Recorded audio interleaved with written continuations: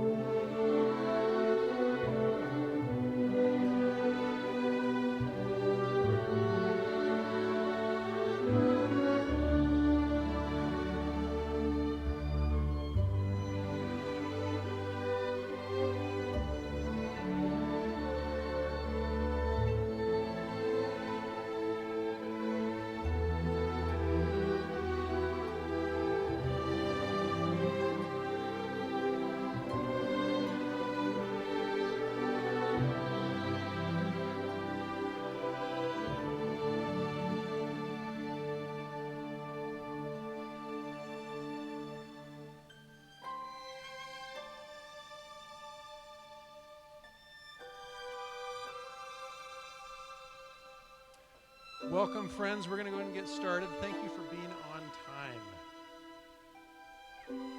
As Grant Beckwith, our head of school, likes to say, we will honor you for being on time by starting on time.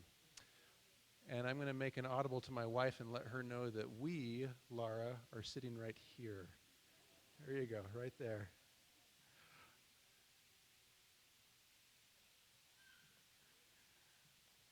My name is Chase Hale. I'm the principal of our American Fork campus. It's my pleasure to greet you tonight, to conduct tonight's meetings, and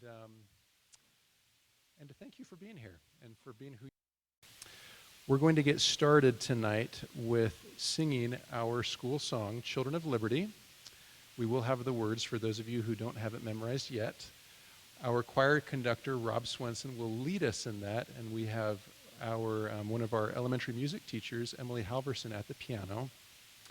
And following the singing of Children of Liberty, we will hear an opening prayer from Mike Christofferson, a father at the school and a basketball coach at the school. Many of our parents wear two hats here.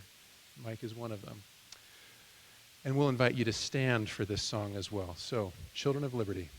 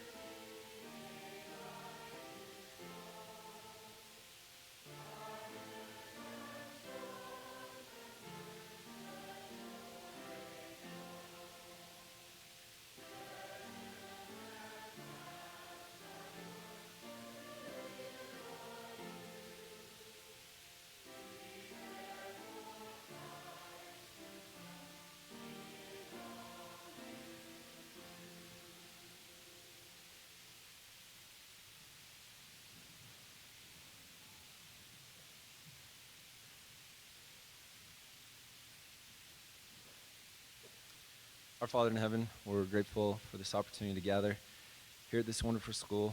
We're grateful for the opportunities that our children have being here. We ask you to bless the staff and the teachers and the children this year, that they may learn and grow and that they can come closer to thee and thy Son. We're grateful for the gospel, and we're grateful for those that have sacrificed so that we can be here today. And we ask that thy Spirit can be here with us and that we can do things, the things that thou would have us do. And we say these things in the name of Jesus Christ. Amen.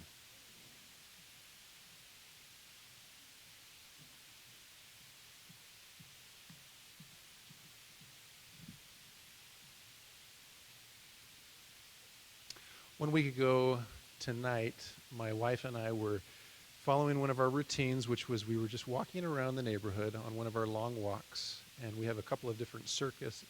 I think this was our 2-mile circuit. We had lots to talk about. And at one point, she just sort of started gushing to me, and she just said, and this was, 2 days into the school year, she said, "Our children are happy. They're in love with their subjects. They're in love with their teachers. They're so excited." And I thought, that's interesting. I was talking to our high school senior just yesterday, asking him how the first day went, and he just kind of went,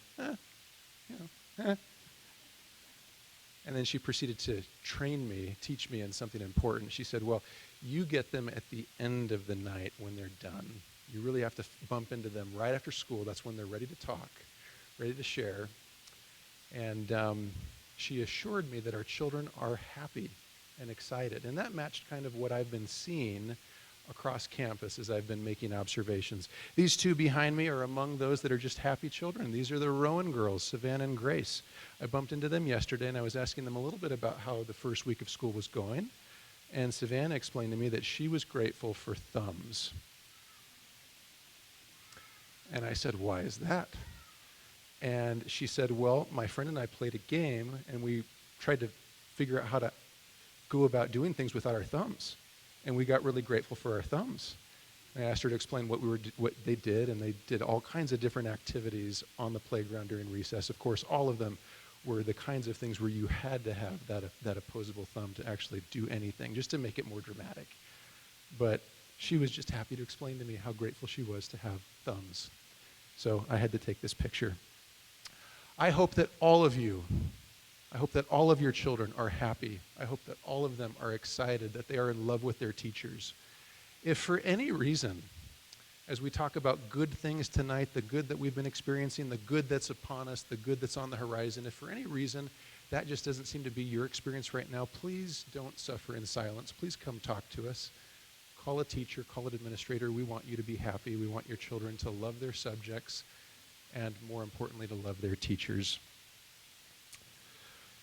All right. I'm going to just quickly announce the next little bit of our program. We're going to hear first we're going to get a Board of Trustees report from Janine Miner. Janine is the chair of our board.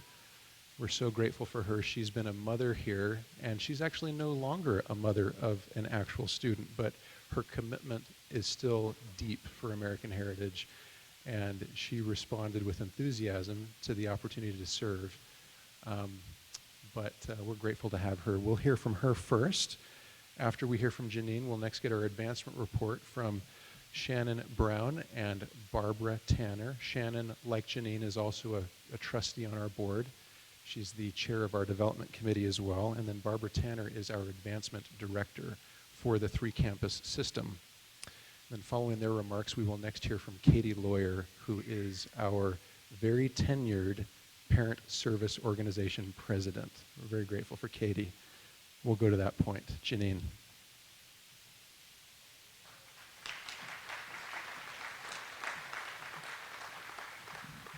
Thanks, Chase. Welcome back, everyone. I love the energy and excitement that come with the start of each school year, especially here at American Heritage School. I did want to introduce our board to you. Many of you know them very well, and they're among you and serving and doing many things. Let's see the slide. Oh, you can see. Do I push down? Hey, good. No, it's not on me. So here we go.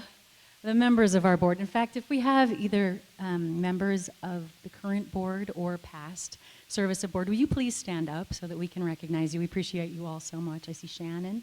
Of course, Grant Beckwith, Katie, Shannon, yes, and Janet and Julie. Thank you so much. It is such an honor to get to serve with these members of the board. Each one has so many experiences and talents and skills that they that they contribute. Here are the others. And right here, I did want to introduce you to our new trustees that we're excited to have. We have Brent Bishop and Shannon Foster and David Warner.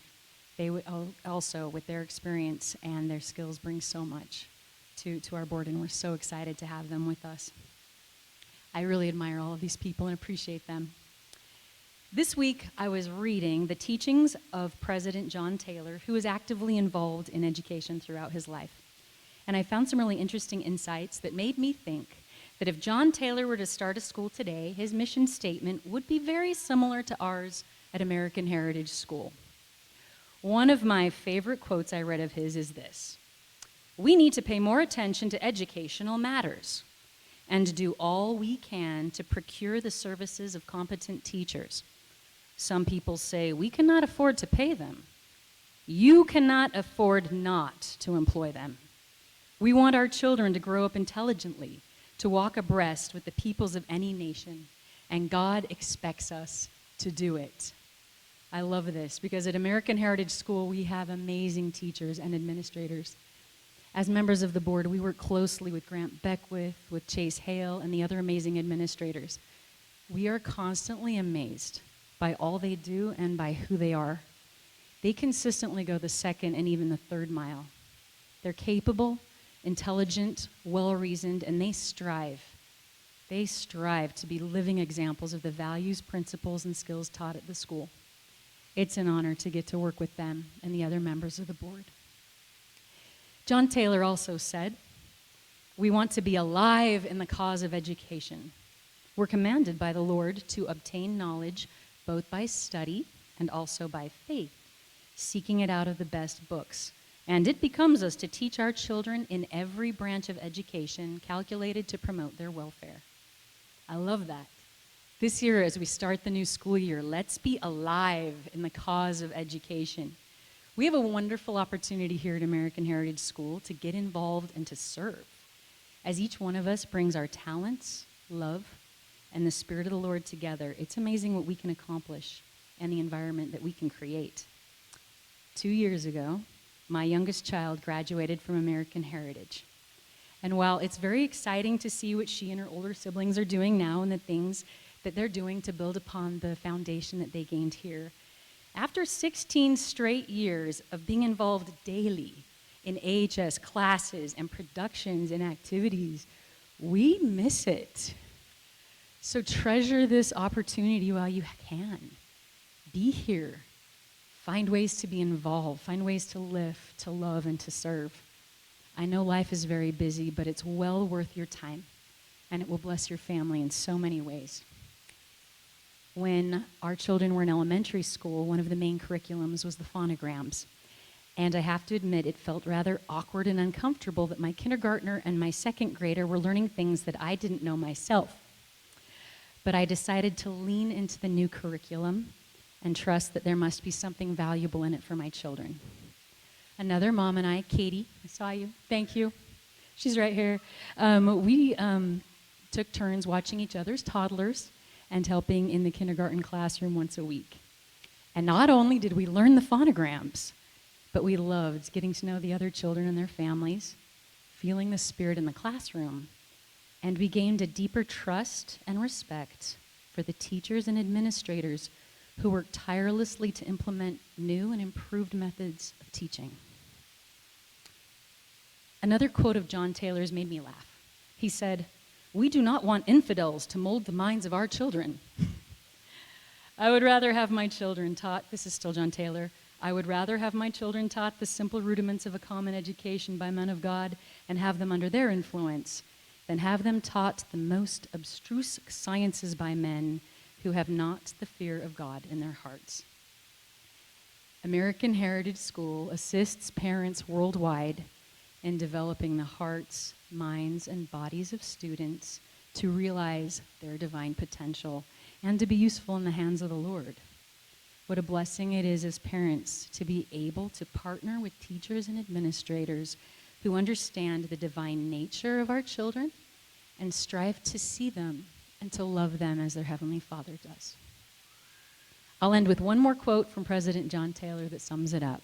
He said, quote, "We are here as a people not to imitate the world unless it be in that which is good, but that we may put ourselves in possession of every truth, of every virtue, of every principle of intelligence known among men, together with those that God has revealed for our special guidance, and apply them to our everyday life, and thus educate ourselves and our children in everything that tends to exalt man." That's what we strive to do here at American Heritage School. And thank you to each one of you for the positive role that you play in furthering this important cause. It's going to be a great year. Thank you.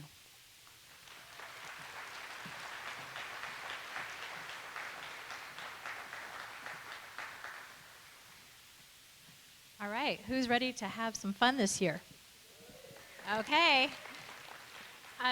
I have a couple of really fun events that we've planned as a committee for the major events here. So this year, we have AHS Homecoming Weekend. So Friday and Saturday, the 15th and 16th of September. If you don't have it on your calendar, you need to pull it out right now and put it on there. So you can get on to the main page and get tickets right now. Let's see. Okay, here's some more information. So Friday, the kids during the day, they kind of rotate and they learn from historical figures during the daytime. But then if you come back at 5, we have a full evening. It's kind of like a school carnival, but on steroids, and it has a colonial slant to it. So we get to learn arts and crafts from colonial people, as well as food trucks and all the fun things, and a big fireworks show at the end. So make sure you put that on your calendar. A new thing we have this year is a climbing wall, so that'll be new. Saturday, we have alumni coming back for breakfast in the morning, and then we have an elimination tournament. So it will culminate in all of us coming back to campus for an aerial candy drop. The candy will be falling from the sky at 6:30, so you need to get here before that, okay? I put 6:30 on here, but just know that you need to be parked and standing on the grassy field out here, and the helicopter will be flying over at 6:30, dropping candy, and then we'll make our way into the arena to see the homecoming championship game. So we'll have food and other kinds of fun things. So just something to look forward to. And then lastly, oh, there's a candy drop. Okay, in March, so during the doldrums, when everything's cold and snowy and you want something fun to do, we have a family dance. And if you've been to the family dance, it's over in the arena, and it's so fun. So this year my theme is Under the Big Top. So just prepare. Put that on your calendar as well. Okay, Barb? Thank you. So Shannon's wearing 8-inch heels, and I'm still 5 inches taller than her. I'm sorry. And no, I didn't win the Golf Masters. Be nice. Shopping and clothes are not my superpower. But, oh, and I want to give you all a pass if you haven't learned Children of Liberty yet. Every time we sing that, this is how it goes for me. Children of Liberty. And then second verse, children of liberty. Yeah, but I am strong in all you do, right? So it's okay. One of my goals this year, and I'm coming up on my 4th anniversary, is to learn the lyrics to that song and to sing the whole thing with gusto. But don't feel bad if you're kind of like me right now. At least you're not wearing your green jacket while you sing it. Okay. I want to say thank you for your support in 22-23. It was a really big year. You helped us raise more than we ever have for the annual fund in American Fork, and we're just incredibly grateful. I'm showing you some numbers here that reflect the donations we received, as well as the distributions that were made based on those donations. And you can see that we're supporting a lot of students on scholarship. I want to call to your attention the number of donors and the number of new donors there. That's something that I'm just absolutely thrilled about, and I want to say thank you for that. We had 394 separate donors this year, but 220 of them were first-time donors. So that means our breadth. Thank you. Yeah. That's just a really, really good sign that we have a healthy group of people who want to support the school, because more than half of the donations we received this year were from new donors. So I'm just incredibly grateful for that. Something else that I want to call to your attention that isn't reflected in this data chart is all the other giving that goes on here. So we pay careful attention to the annual fund because it really is at the heart of the fundraising efforts that we make. But almost $750,000 were donated to this campus this year for other things, restricted gifts. You pay for so many things that are not in the budget. So many things associated with our athletic programs and our music programs, performing arts, the Lyceum Philharmonic, the Heritage Youth Choirs. You resurface our tennis courts. You restore our baseball field. You pay for the fireworks at Constitution Day Festival. Things that are really expensive and that we haven't budgeted for and wouldn't happen without your generosity. And if you add those gifts in with the amount that was raised for the annual fund, we're well over $2 million in 2022-23, and that's just extraordinary. So please accept my gratitude on behalf of all of us who work in advancement, and it's a growing team there, including Shannon. But also I want to say thank you to the people, the manpower that goes into all of our efforts, not just by Shannon and her major events committee, but by Katie and her parent service organization. It takes so many people to do the things that we do through advancement, just everything at the school. But since I'm the advancement director, I'm speaking specifically about that. This event that's coming up on the 15th and 16th of September. It takes a veritable army to pull it off, and I'm just so grateful for all the people who've kind of caught the vision of that. One thing about that event that's important and that I want you to take note of is the fact that we're really trying to build a vibrant, active, connected alumni community. And I'm so delighted to say that we're going to have 4 alumni teams playing in that tournament on Saturday, September 16th. And the winner of that bracket will play in the championship game, and they'll either play the American Fork team or the Salt Lake team or the worldwide team or the team of current students. But it's going to be an exciting game with BYU Dunk Team halftime and just so many reasons we're trying to give you to support not just the Constitution Day Festival, but also the events on Saturday. The candy drop, all of it will be amazing. I want you to see this number because it's really important. 1.4 million is the annual fund goal for this year, just for the American Fork campus. And I mentioned that we're just thrilled by the breadth, the number of donors who helped us last year. It will take a lot of breadth, but also a lot of depth to hit this goal this year. And so I ask you to consider what you might be able to do to support American Heritage School. And as you consider your giving, if you would prioritize the annual fund because it helps us create the culture we want here by lowering that barrier for entrance into this beautiful culture that's created by having a really diverse group of families who all love the mission of the school. So thank you for capturing that vision and helping us with it, and we'll be talking to you, Grant, me, Chase, Shannon, and others. Shannon in her 8-inch heels. Just kidding. We love her. Yeah, anyway, thank you so much. We'll be talking to you, but thanks for your support.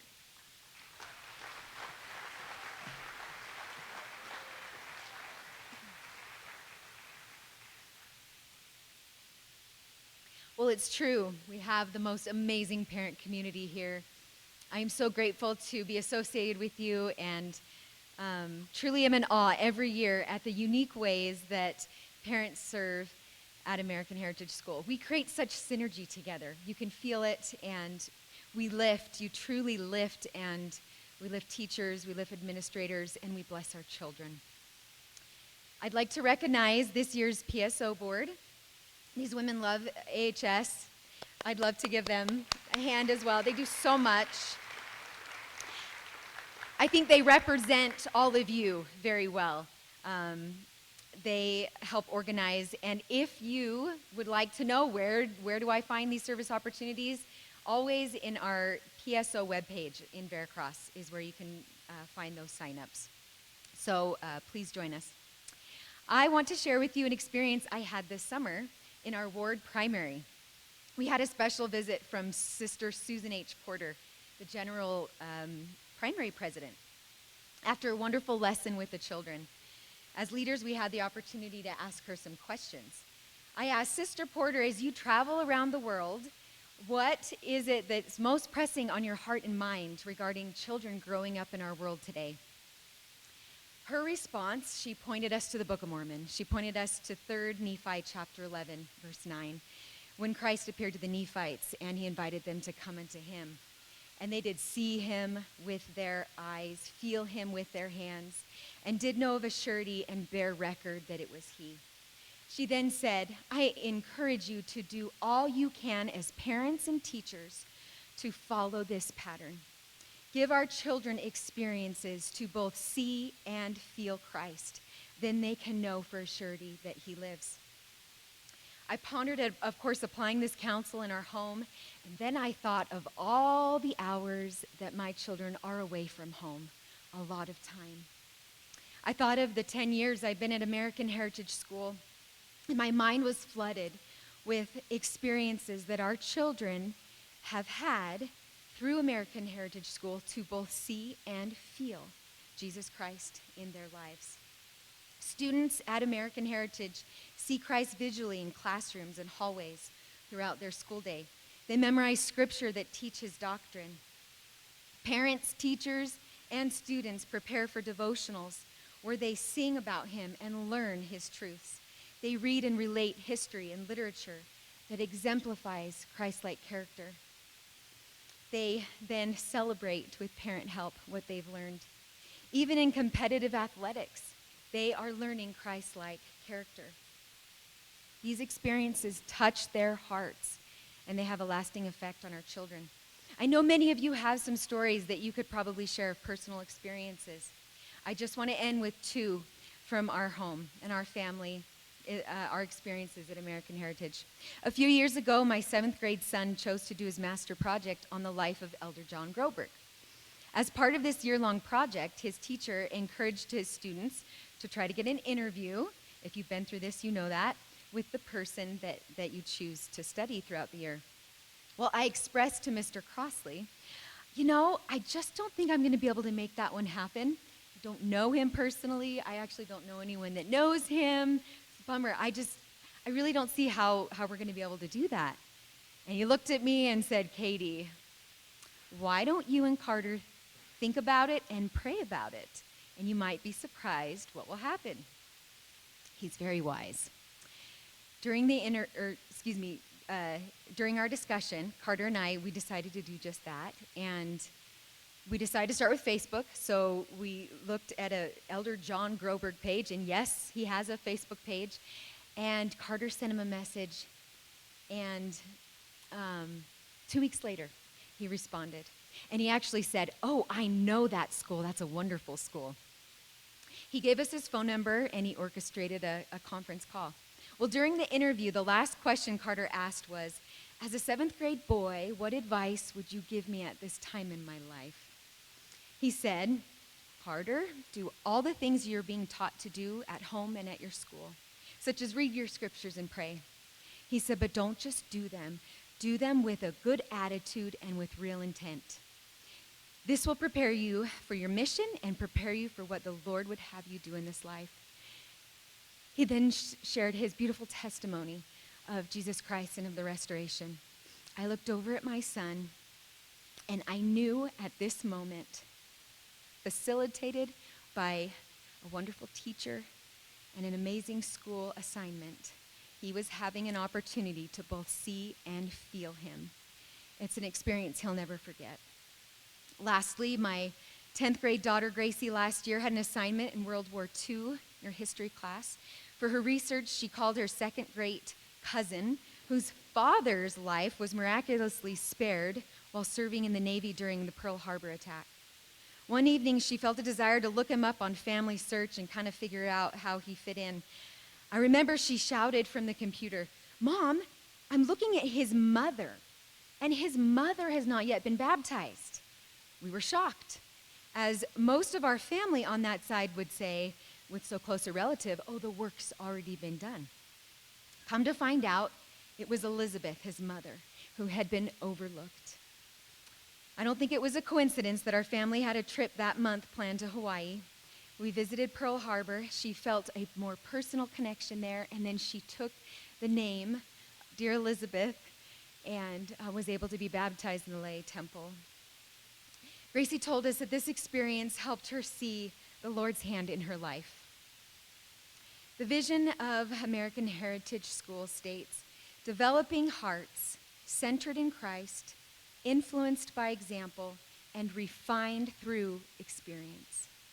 As parents and teachers work together, we are facilitating these experiences for our children to both see him and feel him, that we may all know and continue to know for a surety that he lives.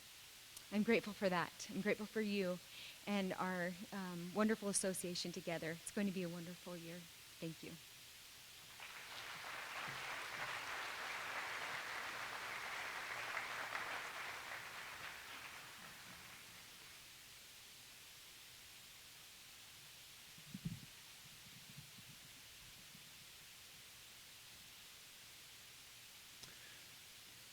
Every year when we get done with commencement, my wife and I take off and we retreat, and I take a little bit of a breath, or rather a long breath, a big sigh of relief that one more year is done, that I can relax for a few minutes before the next week when I grab my team and we have an off-site retreat and we brainstorm and we say, what did we learn? What do we need to fix? What do we need to improve? Sometimes that results in a couple of adjustments. Sometimes it results in a lot of emails with summer announcements to the parent community. I want to share with you one adjustment we're making that we have not shared with you just yet.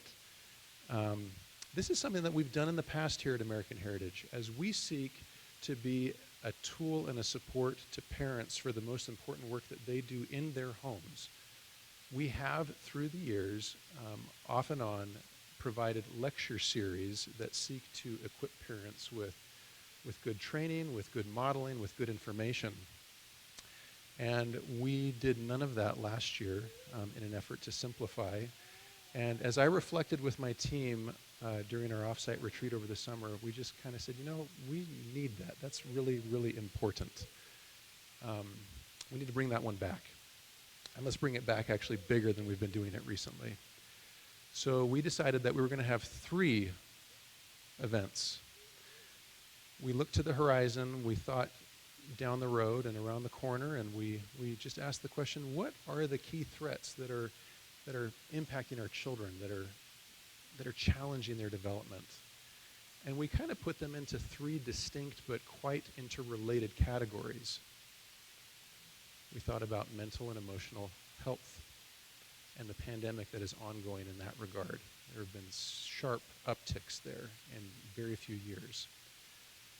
We thought about sexuality and the sexualization of media and other influences that impact our children. And we talked about technology. Of course, again, these all have interconnectedness. I'm happy and excited to promote for you right now the 3-part series of our parent lecture series for this year. I encourage you to pull out your phones right now to take a picture of this, to enter this into your calendar. I encourage you to plan to come to all 3.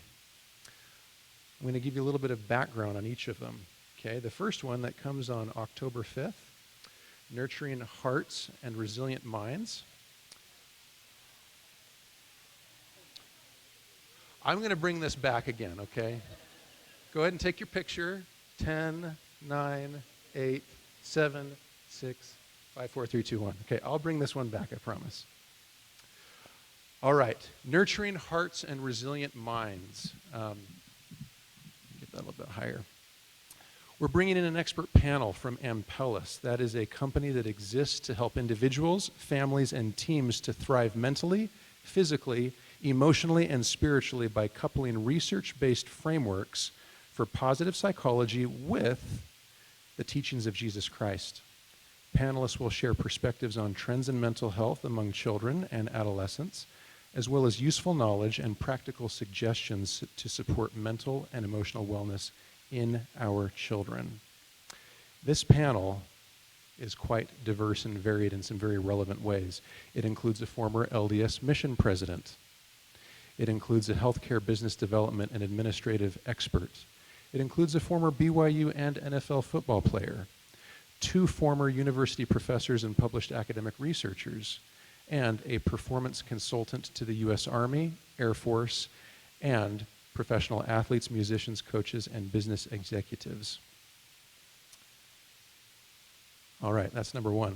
Number 2, for our sexuality component, we are going to be addressing the acknowledgement of feelings of same-sex attraction and gender dysphoria while living in harmony with the teachings of Jesus Christ. Now, before I talk about this panel, I want to give a little bit of context on this one. Those of you who are continuing parents at the school may remember 4th term of last year, I circulated some information and some announcements to you about an assembly that we were going to be holding with your children. This was an assembly that we titled Love Thy Neighbor. And we wanted it to focus on helping our children to be a little bit more aware of those around them who are different. And we put a panel of faithful, covenant-keeping, striving faculty members at the school in front of them, which included a divorced mother, an African American, and a same-sex attracted mixed orientation man. We collected questions from them in advance. They're right here. Mrs. Acuna and I have read every single one of these. There's about 1,000 questions. We had about 370 high schoolers last year. Most of them gave us around 3 questions each, so right around 1,000 questions. Most of their questions I could not use because I told parents in advance that I was going to stay within some very specific boundaries on that assembly, and it was important that I honored that commitment to you. Let me just tell you a little bit about what's included in this stack of questions. I would say that about 35% of these questions were general to all 3 panelists, general to the idea of having a difference. And of course, we weren't just focused on those 3 differences. We were talking about differences generally, but we used those 3 because they are some of the more common and pronounced ones that our students are bumping into today. About 35% of those questions were general to the 3 panelists. About 15% were specific to either the African American man or the divorced mother. The remaining 50% were specific to our same-sex attracted, mixed orientation marriage man. And it was interesting to read through those. Your children were very curious to know things like, what's life like day to day for you? How do you make your marriage work? How did you get married? What does your wife think about all of this? Right? This is what they're wanting to know. After the assembly was over, we did a little bit of polling of the student body and of the teachers that were in attendance just to get a sense for what they thought about that assembly. And for the most part, we got a lot of favorable feedback. And then we got some criticism from students. First of all, they wanted to come to the microphone and ask their question, right? Surprise, surprise. My question wasn't answered, right? That was a common refrain we heard. And they requested a part 2. They wanted to have a focus just on the same-sex attracted, mixed orientation marriage individual. They wanted to understand his experience, and they wanted to have their turn at the mic. Well, for a host of reasons, we're not going to have that assembly. But with this, I'm going to give you the experience your children have asked for. Okay? So we've got, on this panel, we have 2 individuals who experience same-sex attraction and maintain their faith and covenants with Jesus Christ. We have a couple that has established and maintains a mixed orientation marriage on the foundation of faith in and covenants with Jesus Christ. We have the former president of North Star Saints, a faith-affirming resource for Latter-day Saints addressing sexual orientation and gender identity, who desire to live in harmony with the teachings of Jesus Christ and the doctrines and values of the Church of Jesus Christ of Latter-day Saints. We have the manager of educational services in the BYU Office of Belonging. We have a member of the LGBT working group of the Priesthood and Family Department of the Church of Jesus Christ of Latter-day Saints. We have an ordinance worker in the Provo City Center Temple.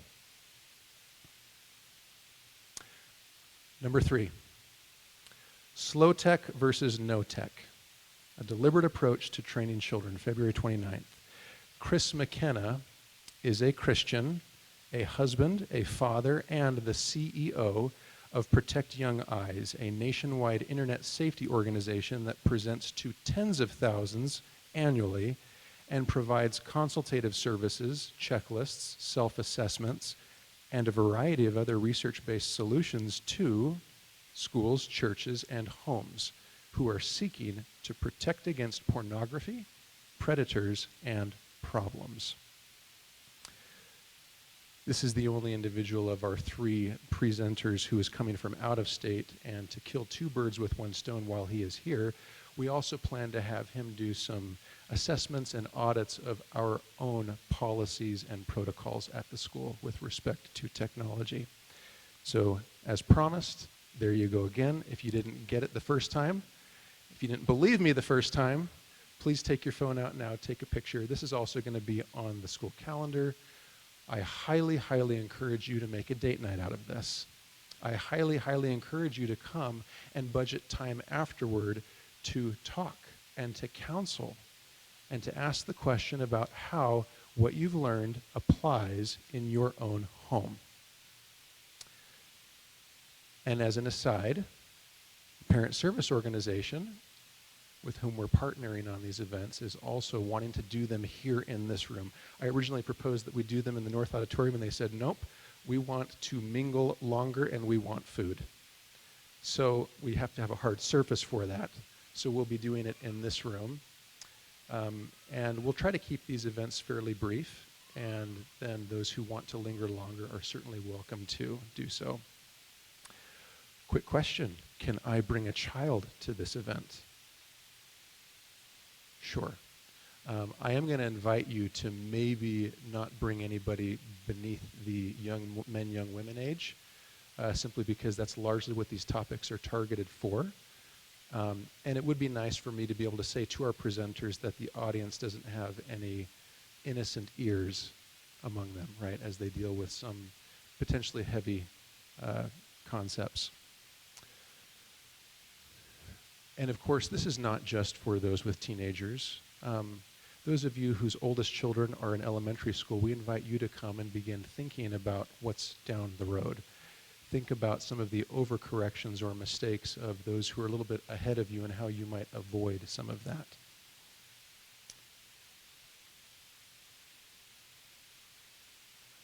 All right, this is the 3rd time I've put this slide in front of you. Now, who thought that this might not come up tonight? Raise your hand. All right. There was once a 6th grade teacher who was not, though she was a very, very tenured and experienced teacher, she was not used to the 6th grade. It was her first time teaching 6th grade. She was going to be a homeroom teacher, which meant she was going to be teaching math for the first time. And she was worried. How am I going to do this? Is it going to stick? Is it going to work? Are they going to learn anything from me? One morning, a little girl walks in and says, "Teacher, teacher, last night my bunnies, they multiplied." The teacher felt like something was sticking. That's not a made-up story, by the way. That was Laurie Updike. She told me that story this afternoon when she stepped into my office. Laurie is a favorite teacher at American Heritage who was here for decades. She retired a few years ago, and she came back and paid me a visit. She asked me how things were going, and I said, well, we're transitioning math. It's the 3rd rail of education. Things are great. And then she told me that story. I would like to talk a little bit about where we've been, where we are, and where we're going tonight on math. I want to give you the update. I want to answer some questions that many of you have had or have. First, let's talk about where we've been. This is going to be quick, but mostly for the benefit of those who are new to the school. 1 year ago tonight, right, this meeting last year is when I first announced that we were going to be transitioning math. That was necessitated because of publisher discontinuation of our resources. Then in the following parent meeting in January, I again came to this podium and through this microphone gave you an update, reminded you about this transition. Back in August, we had invited you to start just coming and talking to us, giving us your feedback. We knew that you'd have questions, suggestions, check out this resource, that resource. But in January, we finally had a math consultant that we had hired who was going to give us bandwidth and expertise. And so we started directing traffic his way. I had him stand, and I said, start sending your questions that way. February through April was when he really hit the ground running with lots of you who came and showed up and said, count me in, I want to talk, I want to share my feedback with you, I want to ask questions, I want to make suggestions. And then in May, we started to gather all of that finding, all of that discovery work, and we came to our administrative conclusions. The parent feedback and the faculty feedback allowed us to narrow down to a few candidates, and then we finally picked just one. And then we proposed that in June to our curriculum committee. And then, of course, we announced it shortly after it was approved. And we held a series of parent math simulation meetings in July and August to let you kick the tires, look under the hood, get familiar with it. Now, at this point, a lot of you have probably heard some things from your children or from others as they come home. They've had a week's worth of experience with this. One of the first questions that we need to address is, did we take a step backward because all I see is a little thin workbook? We used to have a big, fat textbook that we could threaten to throw at our kids if they didn't do their math homework. And now all I have to threaten them with is a thin, little, light workbook. Well, if you go to your parent portal on Veracross, you look on that right column, I've drawn a square around it, we have a home math resources icon that you can click. It will bring you to this page. And when you get to this page, you will see the digital texts for all of our new curriculum. You will find a student version, a parent version, and a teacher version. This is where you go if you are gone for a prolonged period of time, if your child is missing and needs extra help and you want to help them at home. We are also, I want to make this clear, we've tried to explain this, but many people still have questions about it. If you've looked at your high school students' schedule, you've probably noticed these gray boxes that I've, again, outlined in red. Dear/advisory, what is that? We used to have just one of those on Wednesdays, and now we're going to 3. This is the time that we have provisioned on a routine basis for them to leave their advisory class, go to an English class, a science class, or a math class to receive extra tutoring and help from their teachers. If they don't need that help, they get to read. Drop everything and read. That's what the DEAR acronym stands for. Our math consultant is still with us, still helping us. He's not here tonight. He's a little under the weather. I was planning to have him stand yet again so you could all see him, so you could all flock to him afterward to ask your questions.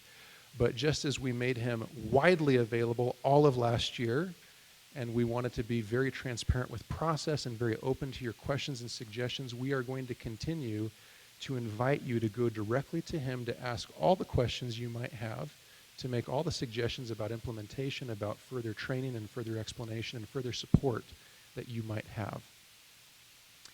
Also, you don't need our permission for this because you've always had it, but we'll just remind you that you're always, always welcome to come into the classroom. And I invite you, if you're still wondering, what is this new math all about? I invite you to come and see.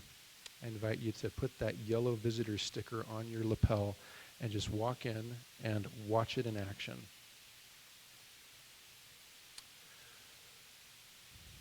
Now, we started this year on day 1 administering a survey. I wanted to take a baseline measurement of where we are with math. Notice that that's a capital N, not a lowercase n. We took a census of our students 617 middle and high school students who are in a math class this year. We asked them a series of questions, and we had our math teachers administer this survey on day one when again, their most recent math experience was last year. Question number one, with which of the following statements do you most identify? I'll let you read through those. This question, of course, is just designed to provide a general sentiment assessment toward math. All this and all other questions start off with a very cold answer. Option 1 is cold. Option 2 is still cold, not quite as freezing. And then option 3 starts to warm up, and then option 4 is hot. Okay? Now, before I show you the results, I do need to zero in on just one respondent in particular.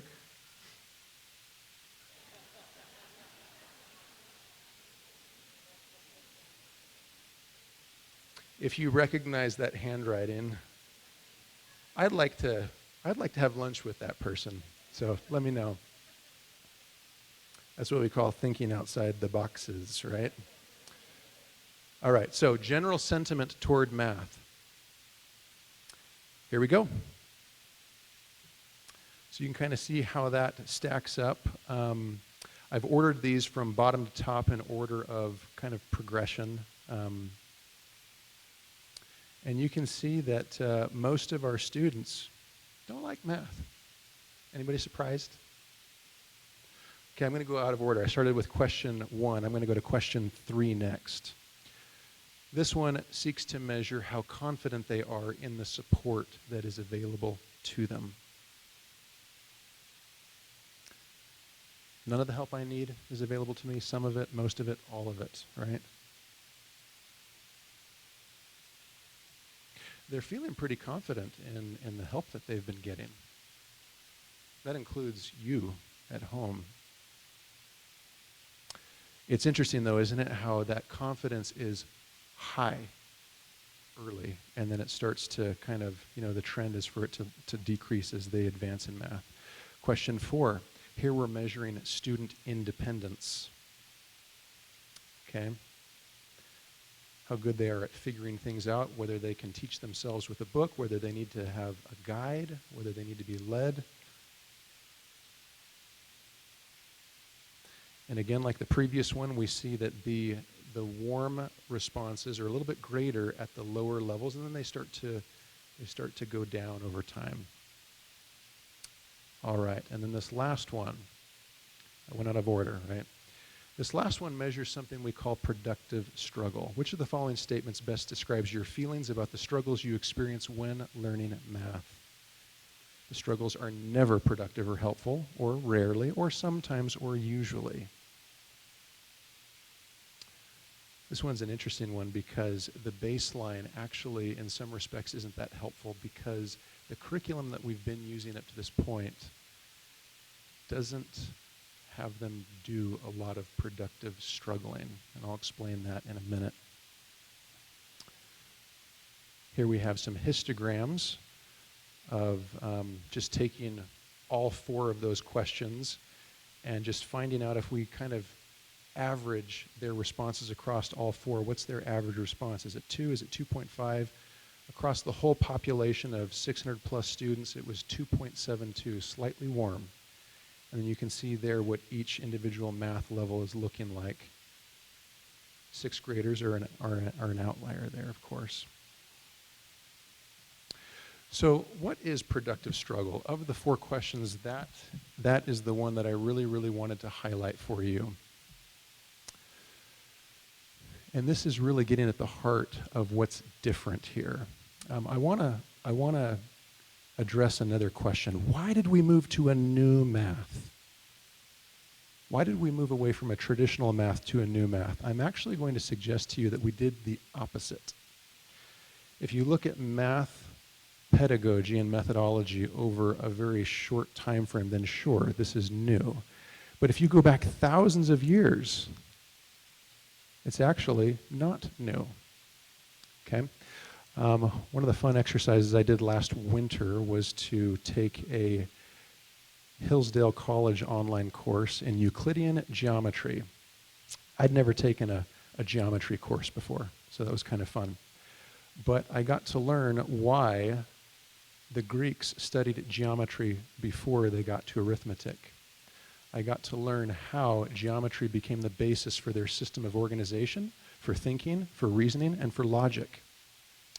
And it's because they moved from understanding to understanding, from postulate to postulate, from axiom to axiom. And they built and they understood. Now, if you fast forward a few thousand years to more modern times, we teach math in our society so that our students have math skills. We teach math so that they can do math, not necessarily so that they can understand it. We tell them how to do it, and then we invite them to practice doing it. And this is where productive struggle comes in. Productive struggle invites them to discover math in a sense. And we're not talking about investigations math, which you've heard horror stories about, where the teacher abandons the child and leaves them to just become the next Euclid or the next Newton to discover geometry or calculus all on their own. There's only 2 of them in the history of this world. We're not expecting our students to replicate what they've done. But when we invite them to engage in productive struggle, the teacher takes the student to the edge of their capability. They take them to the edge of their capability and they nudge them forward as the student slowly solves a puzzle. This week, I decided I needed to make some visits to some math classrooms, and so I did just that. I tried to schedule one with every single of our middle and high school teachers. I was able to get to 7 of the 8. And this is the kind of thing that I saw. It was noisy. It was collaborative. People were out of their chairs. And after a while, I decided I needed to take some measurements. I wanted to measure student engagement. I was a lot less interested in looking at the teachers or even in following the lesson as I was in looking at these students. Because again, right now I'm interested in sentiment. That's what my baseline survey was all about. We will yet measure objective outcomes, absolutely. But we don't have those yet. So today I have to content myself with measurement of sentiment. Why? Because sentiment often precedes effort, and effort precedes outcome. So I decided I wanted to measure something about their engagement, and I thought, I'm not going to see how many people are raising their hands because there's like 15 going up all at the same time, or people calling out answers because there's 10 of them, and I can't capture that. So I instead decided to just make these little diagrams of the seating charts. And as soon as a student voluntarily contributed in a positive, meaningful way to that lesson, I crossed them out. Voluntary engagement that was productive and constructive to the advancement of the lesson. That's what I was looking for. It usually looked like them sharing the way they solved the problem. When you're teaching students to do math, you tell them how to solve the problem one way, and you invite them to practice it. But when you want them to understand, you give them some kind of a problem like this one, and you say, find the area shaded in C. And you let them struggle for a few minutes, and then you let them talk with their neighbors for a few more minutes. And then you bring them up one by one and you say, how did you solve it? And the first person comes and they say, well, I combined partial units to make whole units. And I found that when I made partial units into whole units, I had 4 whole squares, and there's 4 of those, so that's 16. Wonderful. Did anybody do it differently? Oh, you did. Why don't you come forward? Well, I combined 2 triangles to make 1 rectangle. I got rid of that triangle on the bottom, I flipped it up, and now I've got a rectangle. 2 by 4 is 8. There's 2 rectangles, 16 squares. Great. Did anybody else do it differently? Mine was kind of like B. I made a fake triangle, or fake rectangle rather. And I found that that fake rectangle had an area of 8. And then I cut it in half because that's what the triangle is. So half of 8 is 4. And there's 4 of those, so that gets us to 16. Did anybody do it differently? Another student comes forward. I rotated it. And I figured out that the area of the bigger square was 36, and then I rotated it up, and it was 4 by 4, so that's 16, so 36 minus 16 is 20. Well, wait a second. The first 3 people got 16, and you're getting 20. Something's not adding up, which gives the teacher an opportunity to explain to the students why tick marks on a scale for a diagonal line are not the same as a horizontal line, and so on and so forth.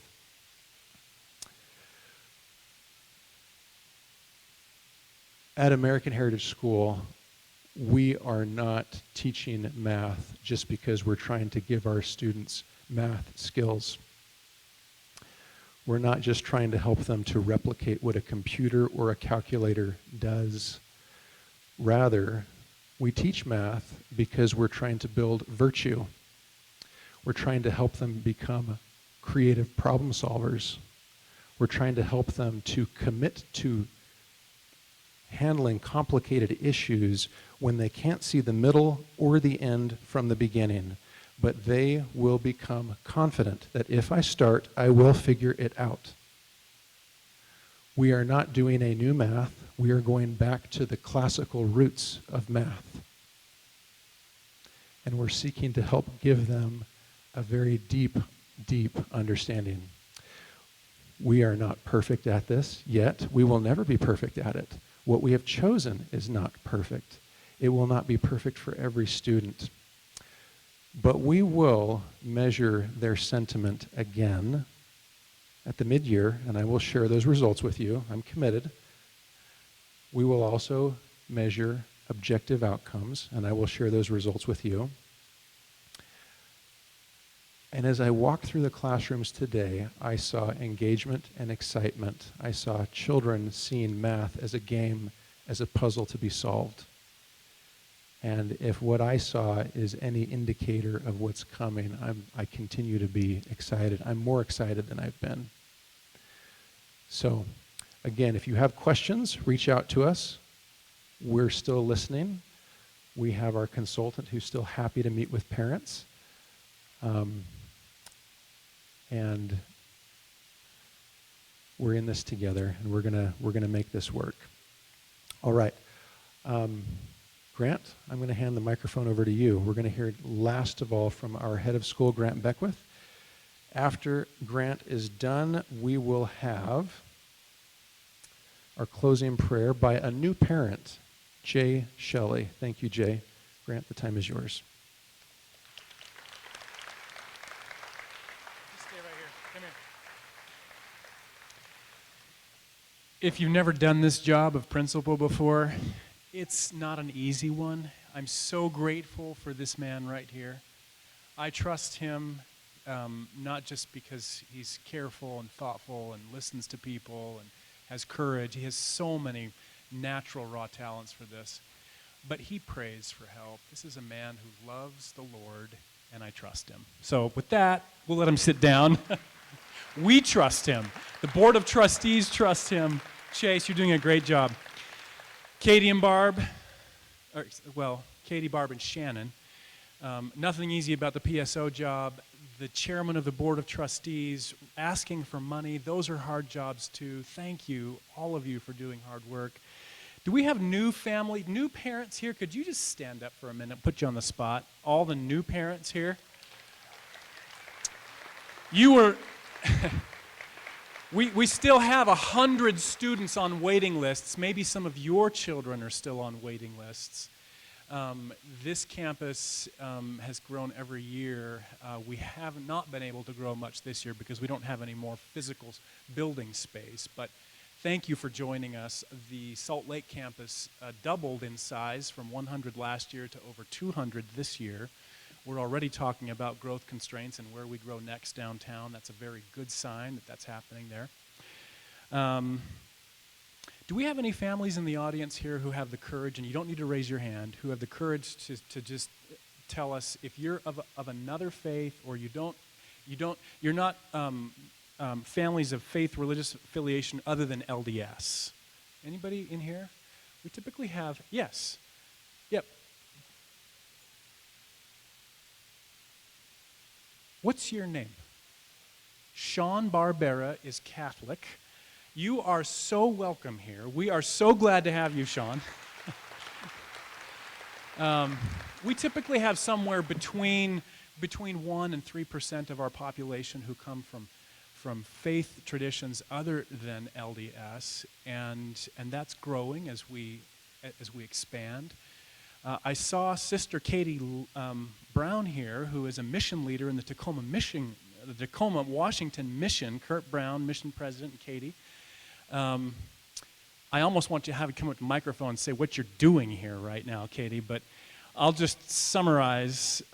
Tacoma was a hard place to find a school that you felt comfortable with for your children. Is that right, Katie? You ever heard of a commuting mission president?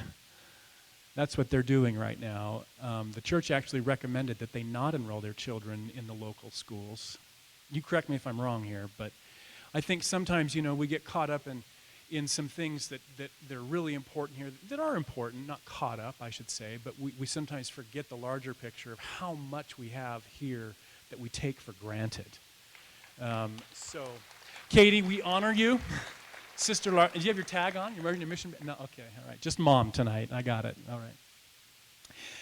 Candace was laughing so hard the other night because Anna, or one of our children, was working in the math curriculum on imaginary numbers. And Candace was an art major, and she thought that just proves that math is fake. It doesn't really work, right? We have great math teachers. That's what gives me confidence in this whole thing. No matter what the curriculum is, it's the people that deliver it. And you can trust our people. So I do, and I'm grateful that we have them here.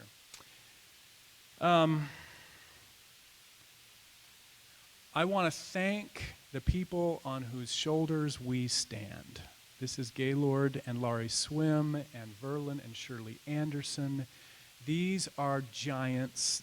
We stand on the shoulders of so many giants. Teachers, faculty members. Could we have teachers, administrators, and staff raise their hands here, please? So, your sacrifice is huge. You give everything. Chris Culver was a teacher that joined here when I did 18 years ago when Candace and I moved here. And she retired last year, Parkinson's disease. She just found out that she has congenital heart failure. And I just wanted to show you a picture. She's an amazing artist, and she gets our children to do amazing things. And is it Eric? Do I have it? Eric, will you stand up, please? If you think Chris was amazing, wait until you meet Eric and see what he does with our students. This isn't one actually that Eric trained a student on. Chris Culver did, my son, Sam, who had and still has pretty significant ADD, but boy, did he focus on this one and love what she did for him and planted in his heart. Our board got together this summer, and this is our vision: to be an effective educational resource for parents worldwide in helping children and families to realize their divine potential. And if we were to kind of condense that into one sentence, you may have gotten the email that I sent about the one thing as we come back to school. It's hard to make this transition, right? Are any of your children still having the kind of like jet lag from summer where they were staying up until 2 in the morning and suddenly it's like they got to wake up at 6 o'clock in the morning, right? How do we make this transition? How do we ease into the school year? And Elder Corbridge at graduation and commencement saying, look, there's just one thing that will make everything else better and easier, even if it's hard.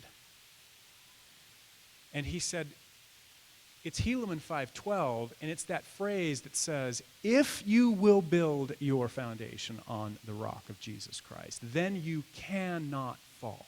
Cannot. It's the one thing that makes everything else better and stronger and easier. That's the one thing that we're focusing on here. And Elder Corbridge and many others are the kinds of models that we have for our children here. Our board reflects that in so many beautiful ways. We took a board survey as well. We listen a lot. What did our board members think about things? I'm not going to share the entire board survey results here, but I do want to say we have 3 board members whose name is Shannon. Shannon Brown, Shannon Foster here, and Shannon Norton, who I didn't see tonight, but maybe she's here. So if you're wondering who to call a board member when you cross them in the hallway, just call them Shannon. You'll almost always be right. But we did come as a board to these priorities. Leadership, strong leadership, solid strategies, and financial security and access to capital are 3 things that every strong organization, healthy organization needs. And there's no organization that will survive bad leadership. It's our number 1 priority to attract and retain and train mission people. And we're not just talking about administrative leadership or board governance or faculty members. We're also talking about training leadership in our homes, training leadership among our students. And so we are going to create a very careful leadership development plan for all of those stakeholders. Solid strategies. We update our strategic plan about every 5 years. We're going to go through that process again with our board. It could take longer than a year, although we have a goal to announce the updated strategic plan in April or May at the end of this school year. And then, of course, coming up with the resources, the financial support, the long-term financial plan to support that strategic plan, that leadership development plan. Will we have the funds to do what we need to do? Long-term means also for our facilities, for our people. How do we have enough that we can really help our teachers to have a living wage and retire here in a way that they feel like when they get out of bed in the morning, they're not just excited about our mission, but they can also look forward to retirement like, this will help me, right? It's hard to retire on the bank of goodwill. So this is our plan. I'm going to conclude by sharing with you just a picture. We've had some pretty extraordinary weather events recently, and this was one of those big storms blowing in, but the sun was still shining from the east onto the temple as this storm was blowing in behind it. And it reminded me of a couple things. The scripture, a light that shineth in the darkness, came to mind. Christ is the light that shineth in the darkness, and the darkness comprehendeth it not, the scriptures teach. If you want an assignment, gave the same assignment to the faculty members. If you want to read a passage of scripture that's about teaching and learning in the home, in the classroom, it was actually given to the School of the Prophets. Section 88 in the Doctrine and Covenants is about light. It's about seeking truth. It's about teaching and learning. It's about the best books and words of wisdom. It's about organizing ourselves. It is a teacher's manual. Just maybe take a look at that one before this school year starts and see what it says to you about light. And then verse 80. The whole purpose of teaching and learning, it's our vision, it's our purpose, that ye may be prepared in all things when I shall send you again to magnify the calling whereunto I have called you, and the mission with which I have commissioned you. That's why we're doing all of this. It's that we and these amazing children, your families, it's that we have a calling that's bigger than facts and figures. It's more than just learning math. It's more than dates. It is a mission for loving God and loving our neighbor and helping people, lifting people to come together that way. That's our mission. And these students are doing it. And we're doing it together. So, thank you, Vicki. Always can count on an applause from Vicki. We love you. We need you. If there's another assignment I could give you besides Doctrine and Covenants section 88, it's just to consider this. We cannot do for you what you are unwilling to do in your own homes.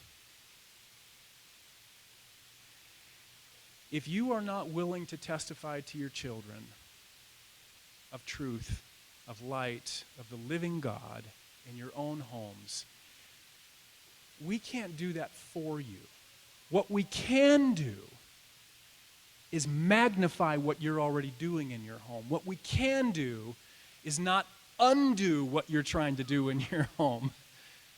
Together we're stronger, okay? All right, we love you. Thank you for coming tonight. DNC 88, do it in your own homes, and we'll be stronger together. Let's turn this back over to Mr. Hale. I do have an announcement. If you haven't seen Heritage Gardens yet, will you please just drive by, go over there, connect our families with the soil and the earth. It's amazing over there. Good, healthy stuff. Heritage Gardens, it's just east of us. I'm pointing the wrong way. That's south. East, right over there. Okay, have a great evening. Enjoy the 3-day weekend.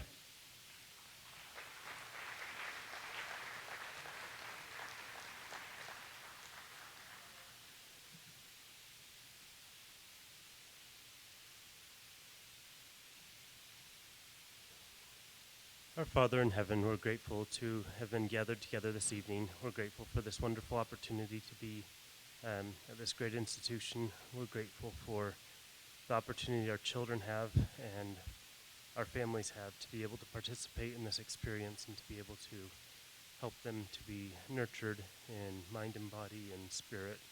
We pray that we might be able to work together as administrators and parents, that we might be able to do what's best for our children. We say this in the name of Jesus Christ, amen.